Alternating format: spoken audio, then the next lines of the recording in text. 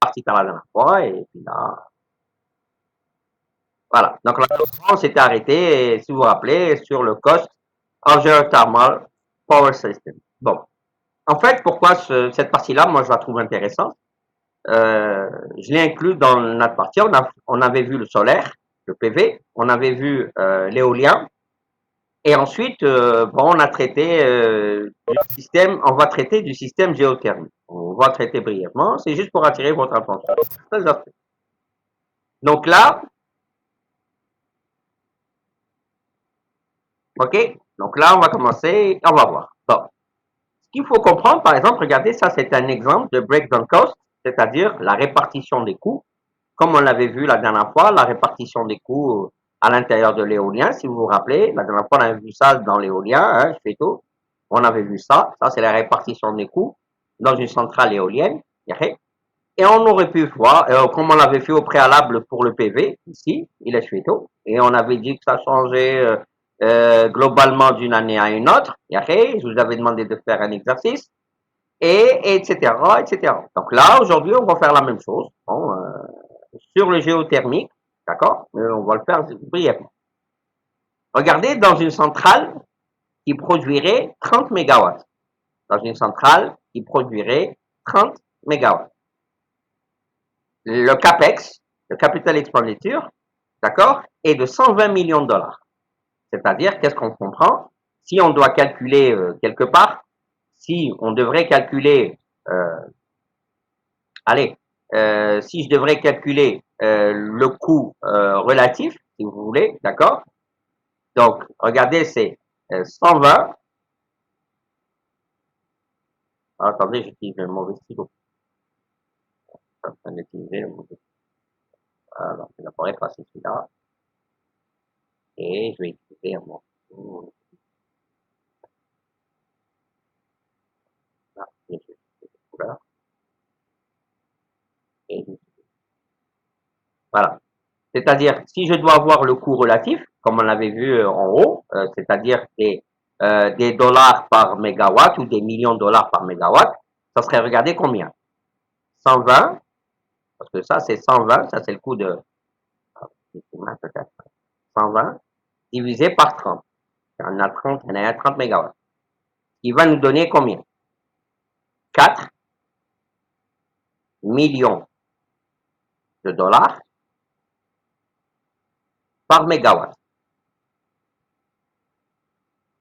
Ça, c'est le premier aspect. Voilà.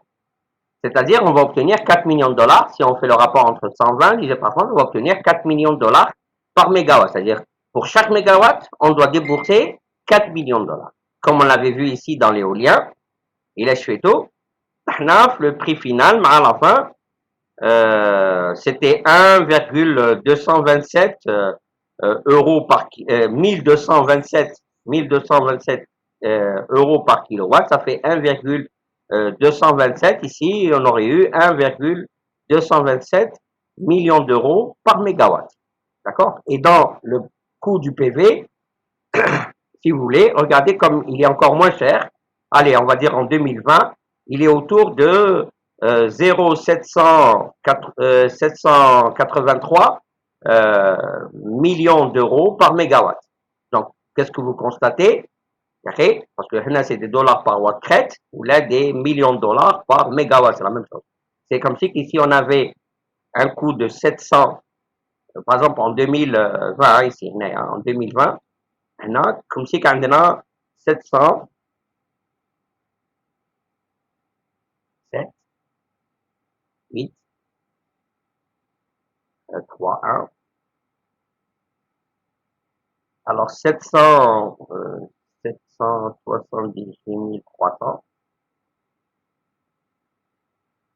alors 778 300 dollars par mégawatt. Alors, si je dois écrire en méga, je vais mettre ici 0. Voilà.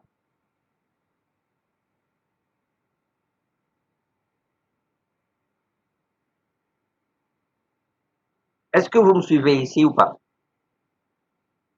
Maintenant, vous vous rappelez, c'était bon, c'est des dollars par watt ou là, des millions de dollars par million de par mégawatt, si vous voulez.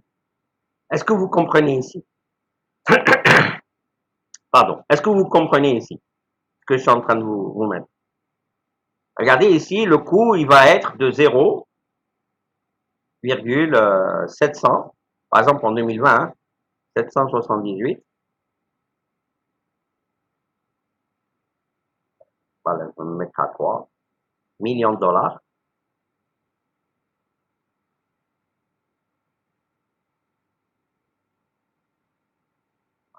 par mégawatt installé.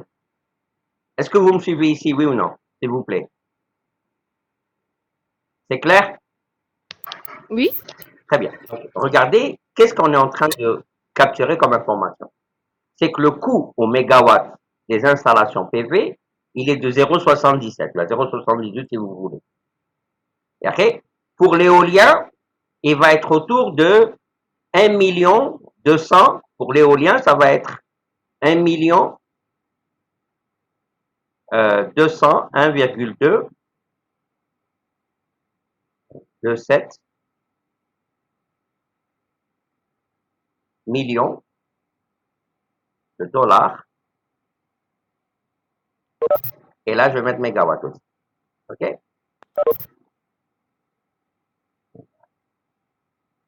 D'accord? Et comme on l'a vu ici plus loin, dans la géothermie, il va être de 4 millions de dollars par mégawatt.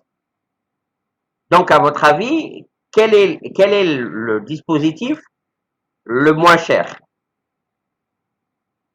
Quel serait le dispositif le moins cher?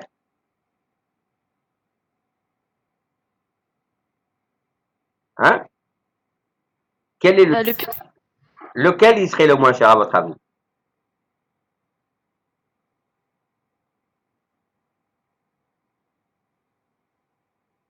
Compte tenu de ces chiffres-là qu'on vient de donner comme ça, ce qu'on il va coûter le moins cher. Est-ce que vous voyez maintenant ou pas? Regardez, Oui, c'est lequel le moins cher? Je vous entends pas en tout cas.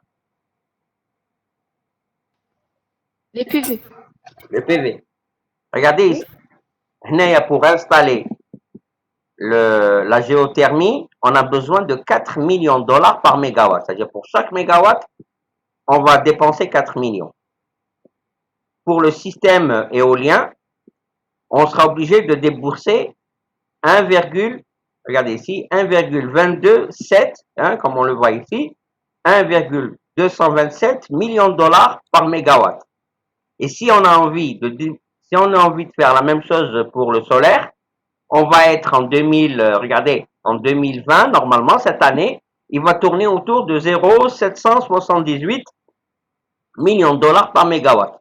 Donc, le dispositif le moins cher à installer, ça serait le PV. Est-ce que c'est clair? Maintenant, on a d'autres contraintes que le prix. Par exemple, la surface utilisée. Tout le monde voit que la surface utilisée, par exemple, pour 1 mégawatt, comme je vous l'avais montré la dernière fois, 1 mégawatt, la surface utilisée, ici, regardez qu'est-ce qu'on avait pris. On a dit que la surface utilisée pour 1 mégawatt, on avait besoin entre 1,45 et 2 hectares. D'accord? Entre 1,45 et 2 hectares. Ça, c'est pour installer 1 mégawatt. Ici, on a pris l'année 1,75 c'est juste pour l'exemple. D'accord? Donc ici, regardez la surface pour 1 mégawatt, on aurait besoin entre 1,45 et 2 hectares. Bon, ou 1,45 ou 2, ça ne veut pas dire qu'on a l'un ou l'autre. Ça dépend la nature du terrain, ça dépend là où vous êtes. D'accord? C'est-à-dire là où vous êtes. Si vous êtes en Algérie, si vous êtes en... D'accord? Donc tout dépendra en fait réellement Win Rakum, Win Kono. D'accord? Donc ça, c'est le premier point. Donc, pour le solaire, voilà. Pour l'éolien, on sait qu'une éolienne peut aller jusqu'à 3 mégawatts, peut aller jusqu'à 5 mégawatts. Et une éolienne, on a besoin, pour l'installer, si vous vous rappelez la dernière fois, regardez. Si on fait ça, si on appelle ça le diamètre de l'éolienne. D'accord? Si on appelle Zamahada ou le diamètre d'une éolienne. On a besoin, regardez, dans une surface qui est comprise en combien? Ici, il y a combien? 5 fois le diamètre de l'éolien. Et ici, on aurait combien? On aurait 3 maintenant. Et 3 maintenant. D'accord? Donc, dans une surface, l'effet à 6 fois 5 diamètre, on va installer 3 éoliennes. L'état. Donc, 5D fois 6D, ça fait 30D au carré. Donc, 30D au carré, donc 5D fois 3D et 3D, ça fait 6D. Donc, 5D fois 6D, ça va vous donner 5 fois 3, 5 fois 6, ça fait 30D au carré. Un diamètre, qui a une éolienne, ça peut être 100 mètres. D'accord? Ça peut être 100 mètres, par exemple, 100 mètres, 120 mètres. Le diamètre d'une éolienne, il est donné par rapport au modèle. Si on prend uniquement 100 mètres, donc à 100 mètres, ici on a veut dire 35, donc 35, donc regardez, 5D, que je multiplie par 6D, ça fait 30. Avec la surface nécessaire, 30D au carré. 30 diamètres à l'éolienne. Là, je peux installer فيهم شحال 1, 2, 3 éoliennes. Donc, si on prend 100, donc en fait ici, qu'est-ce qu'on a? Donc, 100 au carré. Ça vous fait combien les gens? 100 au carré, ça fait 10 000, c'est ça? Non, arrête. C'est ça? Oui, oui. 10 000 mètres carrés, c'est 1 hectare. Donc, regardez, 30 hectares, les amis, 30 hectares. Par exemple, si on prend D égale 100, si je prends D égale 100, si on prend D, maintenant égale à 100. C'est-à-dire le diamètre à l'éolienne est au 100, par exemple. Exemple, hein, c'est un exemple. Donc, c'est 30 fois 10 puissance 4. Donc, ça fait combien? 30 hectares. Donc, 30 hectares, je peux placer combien? 3. OK? Je peux placer 3 éoliennes. Mais pour ça, l'avantage de l'éolienne, هاد l'éolienne تقدر تكون فيها 3. C'est-à-dire كل وحدة 3 mégas. Donc 3 mégas, 3 mégas, 3 mégas. C'est-à-dire 30 hectares, حطيت فيهم 9 mégas. مثلا. Donc 9 mégas, donc 3 fois la puissance de l'éolienne, la puissance de l'éolienne, ils ont nécessité combien? 30 hectares. Voilà, c'est comme ça qu'il faut le voir. Alors, donc si vous voulez, qu'est-ce qu'on a? On voit bien que ça va simplifier, ça va avoir donc la puissance de l'éolienne, نقسموها على 10 hectares. Or, la puissance de l'éolienne, c'est combien? زعما إلا خدينا 3, si on a pris une éolienne à 3 mégas, donc 3 mégas نقسموها على combien? على 10, ça va nous donner 3,3. Donc, si vous voulez, ça va être autour de 3,3 mégawatts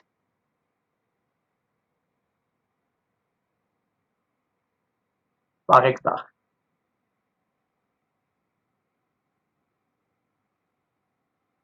Donc, Hadia, elle va nécessiter plus ou moins de surface par rapport à la première.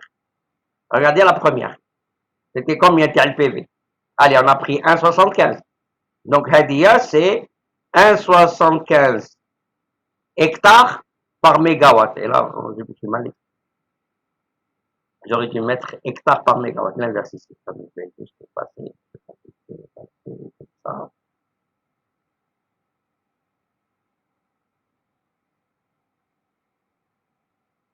Voilà. Voilà. Donc, c'est hectares par mégawatt. Ok. Donc, je reviens. هنا فهمنا واش درت هنا regardez نقدر نستالي 3 je peux installer 3 éoliennes. Imaginons qu'une éolienne, par exemple, je vais prendre l'exemple, la puissance de l'éolienne P, elle est égale par exemple à 3 mégas. Une éolienne à 3 mégawatts. Ça m'a coûté واحدة فيهم. Donc, on a ندير 3, on a ندير 3, on a ندير 3, donc ça nous fait 9 mégawatts. Donc, vous avez vu, 3 par la puissance égale à 30 hectares, pratiquement. Okay. Donc, par simplification, on va avoir tout simplement la puissance divisée par 10 hectares, ça va nous donner 3,3 hectares par mégawatt. Donc, je vais nécessiter plus de puissance au mégawatt, contrairement à ce que les gens peuvent penser. OK? Donc, regardez ici, par exemple, j'aurais besoin de 1,75, alors que là, j'aurais besoin de combien? J'aurais besoin de 3,3. D'accord? Maintenant, si j'y vais sur la géothermie, ben, la géothermie, le plus important, c'est quoi? En fait, c'est un puits. C'est un puits. Donc, le pourtour d'un puits, c'est pas énorme. D'accord? Allez, on va dire peut-être 1 hectare. Donc, ici, pratiquement, ici, on aurait 1 hectare par puits. Ah, c'est dit, même l'air de 10 hectares, l'air de 5 hectares par puits. 1 hectare par puits, ça suffit. 1 hectare par puits. ولو بي هذا تاعنا شحال فيه نزيدو فيه 30 ندير une puissance à 30 يا اخي bon allez on va prendre plus que 1 on va prendre 5 allez on va dire 5 donc ça nous fait 5 divisé par 30 donc c'est encore moins donc ça veut dire que des fois les arguments bon bien sûr quand c'est possible hein, des fois c'est possible des fois c'est pas possible il y en a زعما نقولوا c'est possible ici on aurait moins de surface nécessaire donc des fois vous êtes limité non pas par le prix mais vous êtes limité par la surface disponible et bien sûr pas rien que la surface disponible, mais aussi là, est-ce que vous avez le potentiel là-bas et oh là là là. Est-ce que vous m'avez suivi ici sur le raisonnement que je viens de faire? Oui, monsieur. Donc ça veut dire qu'est-ce que je suis en train de comparer? D'abord, j'ai comparé les prix au mégawatt. La première, 0,77,8, 0,77831 millions de dollars par mégawatt pour le solaire, c'est-à-dire c'est le plus faible. On bat l'éolien, c'est 1,227 millions de dollars par mégawatt. Ensuite, la géothermie, on l'a trouvé à 4 millions de dollars le mégawatt. Donc ça, c'est la plus chère. OK? Donc ça, c'est la première information qu'on va tirer là-dedans. La deuxième information que je vais tirer là-dedans, qui est intéressante, c'est regarder ce prix-là. Annual Revenue US. C'est-à-dire, chaque année, d'accord? Chaque année, on peut récupérer jusqu'autour de 25 millions.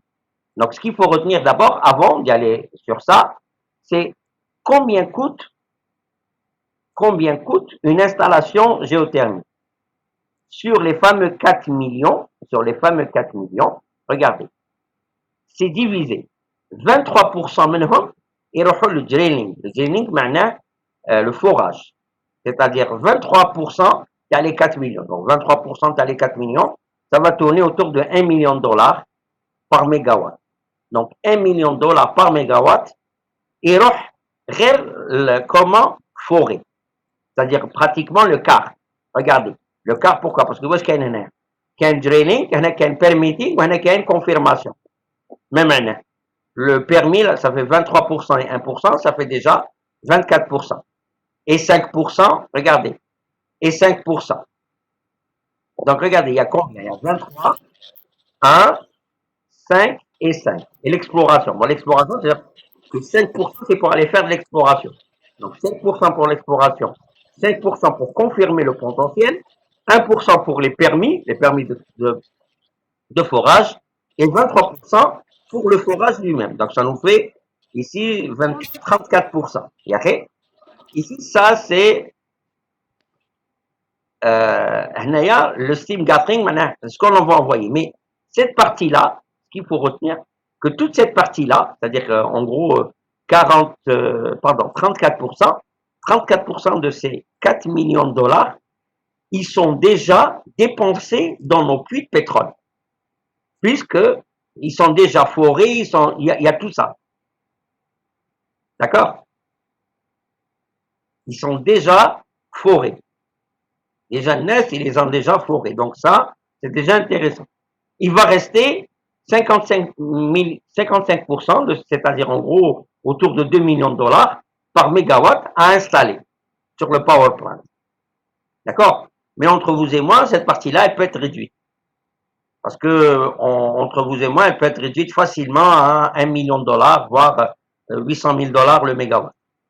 Donc en gros, il y a une grosse partie d'une installation qui est déjà amortis dans nos puits de pétrole. Or, nos puits de pétrole à nous, et nos puits de gaz, ils descendent entre 2000 et 3000 mètres. Entre 2000 et 3000 mètres de profondeur, on a un excellent potentiel géothermique en Algérie.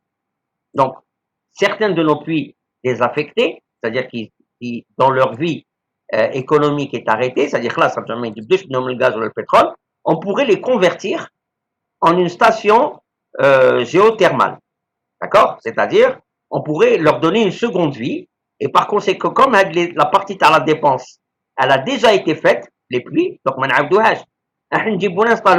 créer la partie power plant, c'est-à-dire la partie transformation de la steam, c'est-à-dire transformation de la vapeur en électricité. Or ça, ici, ça vaut pas réellement 55%, mais ça pourrait coûter maintenant, il y a les prix, d'accord, on pourrait la payer 700 ou les 750 000 dollars le mégawatt. Donc, en gros, on rajoute 750 000 dollars le mégawatt, et là, on récupère une station, ce qui est très intéressant. On récupère une station. Est-ce que c'est clair? J'aimerais bien laisser la réflexion chez vous. Pourquoi? Tout en vous donnant un chiffre.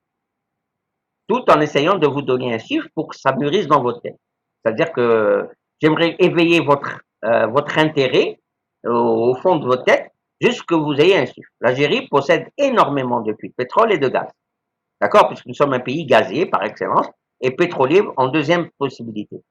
Or, ce sont des puits, pour la plupart, du moins, d'accord? Il y a un grand nombre de bon, les gens disent 15 000, d'accord? Je sais pas si c'est correct, mais je pense que c'est pas très loin de la vérité. Ils sont déjà désaffectés, c'est-à-dire on a une quinzaine de mille de puits, les raham brloquin, classe, même si du dominium, ni le gaz ni le pétrole.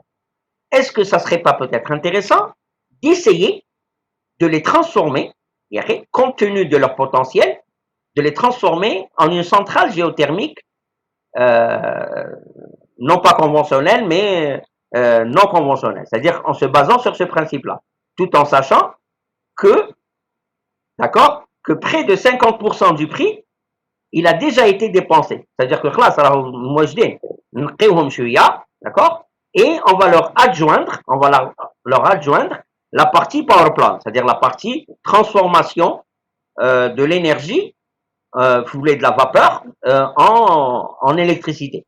Donc ça pourrait coûter autour de 750 000 dollars le mégawatt, auquel on peut rajouter allez, 250 000 dollars juste pour refaire, si vous voulez, le segmul hala, etc. Donc on va rajouter en gros 1 million de dollars le mégawatt.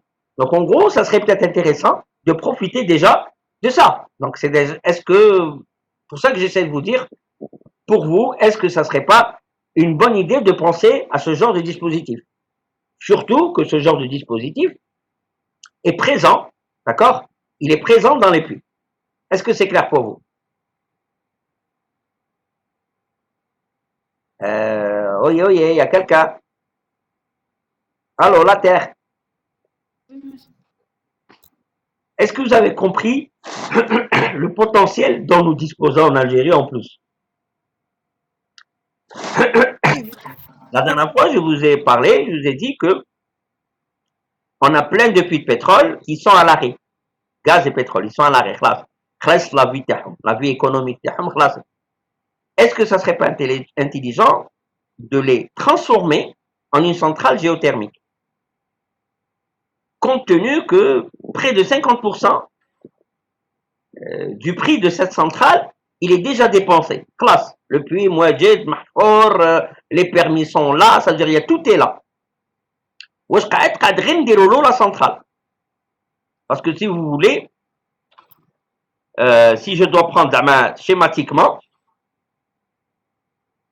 vous voyez, schématiquement ici, qu'est-ce que vous avez? Vous avez le puits géothermique comme ça, زعما, يا أخي. وهنايا واش نديروا له؟ ندخلوا له des tuyaux واللي يعاود يخرجوا منا لي tuyaux. حنا هاد لي tuyaux واش نديروا لهم؟ ندير لهم H2O منا، يدخل منا، d'accord, de l'eau, هكذا. Comme on l'a déjà vu la dernière fois, يا أخي.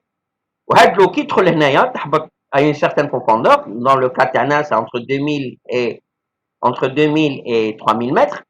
Et là, elle va se transformer en vapeur. Et puis là, qu'est-ce qu'elle va sortir?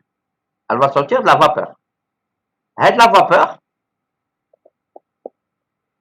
voilà. نديروا لها une centrale à vapeur, c'est-à-dire une turbine à vapeur. Donc, il faut juste peut-être travailler sur la centrale à vapeur. Voilà. Donc, qui يزيدوا لها la centrale à vapeur? Bon, c'est que bon, je suis à le puits, on l'aménage un petit peu, on va placer les fameux tuyaux. Bon, les tuyaux, ça va coûter énorme, hein, d'accord, c'est pas, on n'est pas dans les mêmes proportions, hein. Donc, les tuyaux, c'est pas quelque chose d'extraordinaire, et en plus, ils sont déjà présents, les tuyaux, entre vous et moi. Donc, il faut les nettoyer et les réutiliser, c'est tout. Et là, on va sortir de l'électricité. C'est-à-dire, en gros, voilà, élec. En gros, on va dépenser uniquement cette partie-là. La partie qui constitue plus de 50%, en fait, ici, c'est moins, mais entre vous et moi, c'est plus par rapport au nouveau prix, d'accord? Ça peut être plus de 50% de cette centrale qui est déjà dépensée, c'est-à-dire que là, ça est qu'un. Donc, vous aiderez la partie l'hna. Alors, la partie l'hna, moi, je vous dis, en gros, c'est 750 000 $ le mégawatt, de la partie. Et donc, on va récupérer des centaines et des centaines de centrales à vapeur. Ce qui est très intéressant. D'accord? Et on va disposer d'électricité sur ces puits. D'accord? D'abord, ça serait peut-être intéressant, compte tenu de leur présence des puits, c'est-à-dire, en général, c'est des régions qui sont éloignées, et en général, elle est en train d'utiliser présentement du diesel pour les faire fonctionner. Et là, déjà récupérer, au lieu d'utiliser du diesel, utiliser leur potentiel, et donc fournir de l'électricité. Donc, j'aimerais engager une réflexion à votre niveau, pour que Thomas, vous réfléchissiez à ça. Est-ce que c'est pas intéressant? C'est intéressant. Et si c'est intéressant, et entre vous et moi je le pense, ça pourrait être un projet qu'on pourrait proposer à la Sonatrach, qui, elle, détient ces puits-là, et qui est en train de chercher un moyen efficace de produire localement de l'électricité sans utiliser le diesel. Alors, la Sonatrach, elle a un projet de 1,3 gigawatts, c'est-à-dire 1300 mégawatts, de transformation pour essayer de produire au niveau de leur puits de l'électricité en utilisant du renouvelable.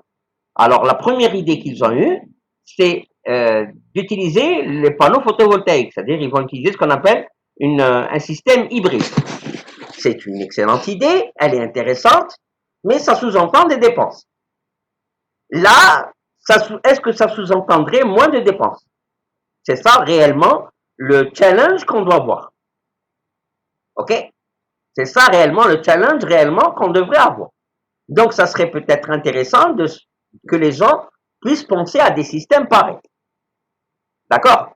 Moi, ce que j'aimerais rajouter une chose, c'est que pour tous les 100 mètres, à chaque fois que vous descendez de 100 mètres vers le bas, c'est-à-dire dans votre puits, vous gagnez en Algérie entre 4 et 6 degrés. Entre 4 et 6 degrés C. D'accord? C'est-à-dire, n'attendez qu'un exemple. Quand la température est 25 degrés. On a de 2000 mètres. Imaginons ici, c'est 2000 mètres. Par exemple, hein, j'aurais gagné combien de degrés ici? Il est à 25 degrés C. Et qui peut me faire le calcul? Là, j'aurais combien de température? C. Elle serait à combien ici? Je répète, on va prendre une moyenne, au lieu de prendre entre 4 et 6, on va prendre 5 degrés tous les 100 mètres. Alors, il pourrait me donner, on aurait ici combien? Alors, on aurait la température ici.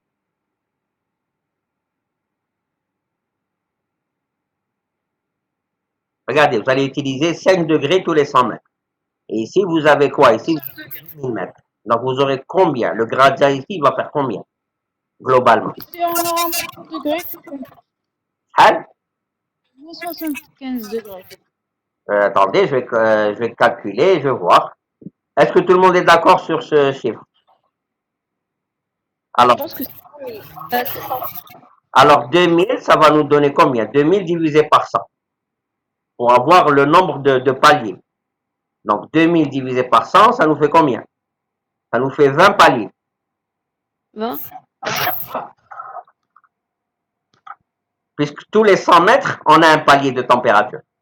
Donc 2000 mètres, vous divisez par 100. Donc 2000,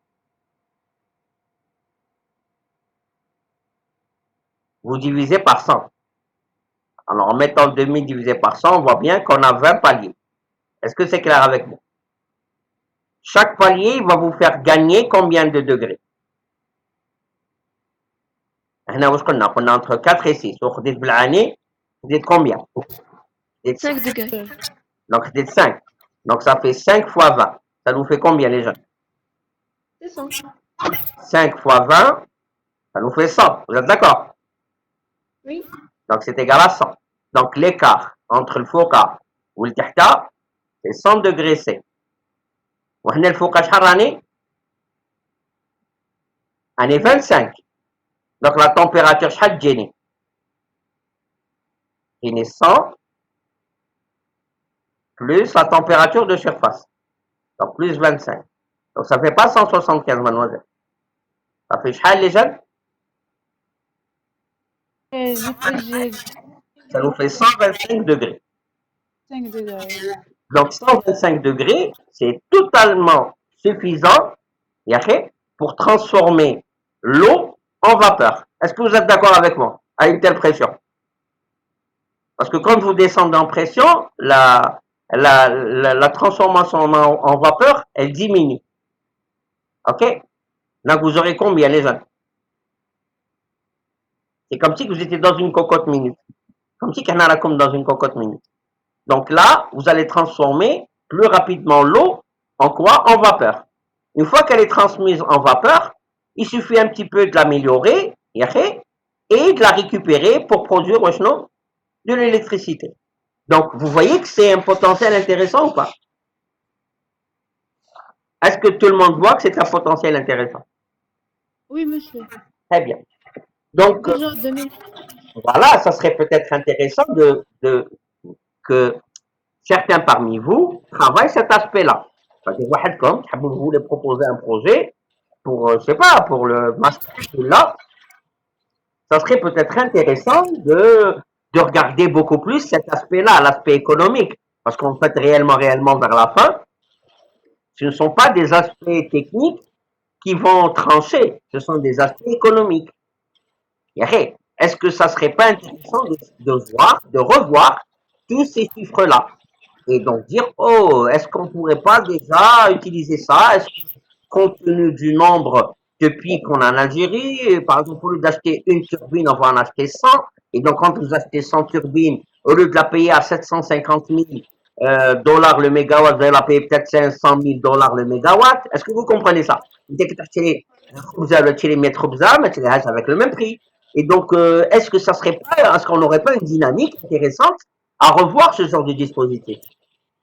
Et donc, on pourrait proposer des solutions différentes à la Sonatrach, par exemple. OK? Et donc, ça serait peut-être intéressant que certains parmi vous, du moins ceux qui sont intéressés par ce genre de dispositif, de commencer à travailler dessus. Et donc, vers la fin, qui nous la thèse le master, on pourrait proposer, bien sûr, un sujet dans ça. Et donc, je serais peut-être il dit deux ou trois personnes, je ne sais pas combien vous serez, et j'ai essayé déjà de travailler sur ces aspects-là depuis longtemps, et on commence à travailler ensemble, et on pourrait donner un sujet dans ce sens-là. Et montrer l'efficacité on va dire, de ces dispositifs-là. Est-ce que vous êtes d'accord avec moi ou pas?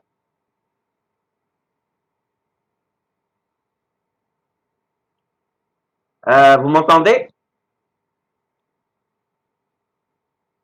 On vous entend. Très bien. Est-ce que vous êtes d'accord avec moi sur cette approche-là? C'est-à-dire, moi, ce que je vous propose, c'est d'essayer de commencer à réfléchir sur ce genre de dispositif. Vous avez assez d'éléments, et même quand ça vous manque, vous pouvez venir faire appel à moi, et puis moi, je vous aide un petit peu. D'accord? Pour essayer de monter vous-même votre propre projet. Et ensuite, une fois que vous le montez, plus ou moins, on va se mettre ensemble, vous et moi, et on va travailler dessus de façon un peu plus, on va dire, un peu plus scientifique. Bon, scientifique, ça l'est. Mais on va travailler sur les aspects théoriques pour qu'on puisse proposer dans l'une de vos thèses, par exemple, un travail de ce genre-là, et qui, je trouve, être très intéressant, compte tenu du potentiel que nous avons. C'est-à-dire, ما عندناش un seul puits اللي راهو حابس، عندنا des milliers de puits راهم حابسين. Donc, est-ce que ça serait pas intéressant de les réutiliser, tout en sachant que plus de 50% du coût de ces transformations, il a déjà été dépensé. Classe. Ça veut dire que ما نزيدوش عليه. كيشغل دوكا نتايا عندك نقول لك bon, allez, tu vas lancer une activité et tu dois par exemple faire 100 magasins. Peut-être زعما je dois aménager 100 magasins, je dois faire non, نقول لك non, déjà اكثر من نص تاع البري تاعهم راهو déjà il a déjà été dépensé. Tu m'as déjà là, donc c'est plus intéressant que de reprendre 100 magasins, c'est-à-dire 100 magasins où tu dois tout redépenser. Ok? C'est pour ça que je dis on a un potentiel très intéressant dans ça. Et que les gens n'exploitent pas. Pourquoi? Parce que les gens n'ont jamais ما داروا frein à main وقال لك نسيو نفهموا واش عندنا واش ما عندناش. Est-ce que vous comprenez ce que je suis en train de vous dire? C'est clair? Oui, c'est clair, monsieur. Ah, est très bien. Donc voilà, donc on a bouclé sur cette partie-là. Voilà. Et là, on va entamer la partie, on va dire, la plus serrée. Donc j'aimerais arrêter l'enregistrement là.